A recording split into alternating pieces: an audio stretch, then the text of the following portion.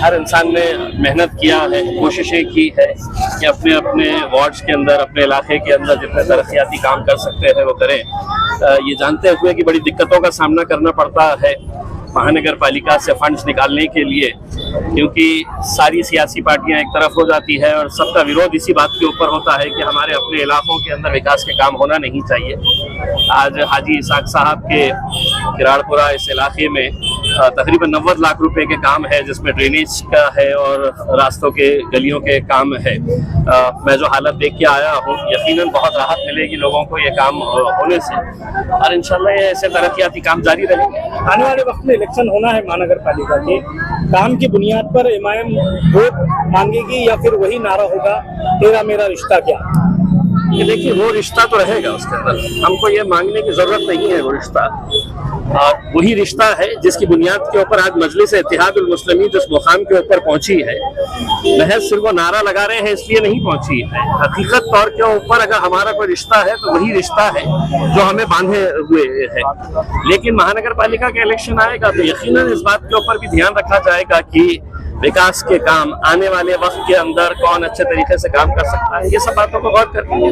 कुछ लोग नाराज होंगे, कुछ खुश होंगे तो टिकट के बंटवारे के वक्त में क्या महंगा पड़ेगा एमआईएम को? इस बार दूसरी पार्टियां वजूद में आएगी या फिर एमआईएम फिर से वही जो 2015 में इलेक्शन हुआ था? एक जिंदा पार्टी की निशानी होती ही है कि आपकी एक सीट के ऊपर 15-15, 20-20 उम्मीदवार ख्वाहिशमंद होते हैं। एक कहावत है कि एक अनार 100 बीमार। तो ऐसे हालात के अंदर मुझे यकीन है कि इंशाल्लाह मजलिस जो भी फैसला करेंगी, बैरिस्टर असदुद्दीन अवैसी साहब अपनी टीम के जरिए जो भी फैसला सुनवाएंगे वो इंशाल्लाह उसके ऊपर पूरी आवाम लब्बैक कहेंगी। और यकीनन हर एक को तो खुश नहीं किया जा सकता है। टिकट एक होता है, मांगने वाले ज्यादा होते हैं और वो भी उतने ही प्रबल दावेदार होते हैं, उनकी भी मेहनत होती है। लेकिन अब देखना है आने वाले वक्त के अंदर कौन समझदारी का सबूत देता है। मैं सिर्फ किराड़पुरे के नहीं, पूरे औरंगाबाद के आवाम को ये कहना चाहूंगा कि महानगर पालिका अगर देखा जाए तो एमएलए एमपी से ज्यादा ताकत जो है वो महानगर पालिका के पास होती है।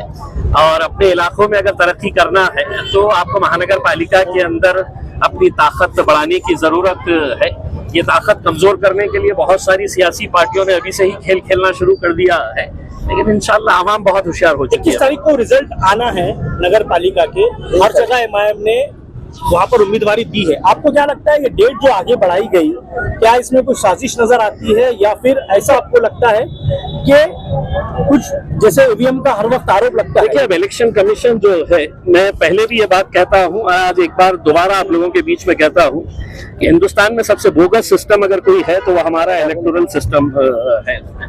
जिस तरीके से इलेक्शन कमीशन ओपनली सत्ताधारी पक्ष की तायीद कर रहा है, उनको किस तरीके से मदद पहुंचाई जा सकती है, ये सब जो खेल खेल रहा है, अब आवाम को भी ये समझ में आ गया है। लेकिन जमहूरी तो उस पे हम लड़ाई लड़ते रहेंगे। कितनी सीटें लगभग निकलेगी आपकी? देखिए, कहना तो ख्वाहिश तो ये है कि हजारों ख्वाहिशें ऐसी कि हर ख्वाहिश पे दम निकले। जितने सीटें खड़े किए थे, उम्मीद तो यही है कि अच्छे से अच्छी सीटें निकले करके। लेकिन एक मैं जो बदलाव देखा हूँ अभी पिछले नगर परिषद के चुनाव के अंदर, आवाम का जो रुझान मजलिस की तरफ है।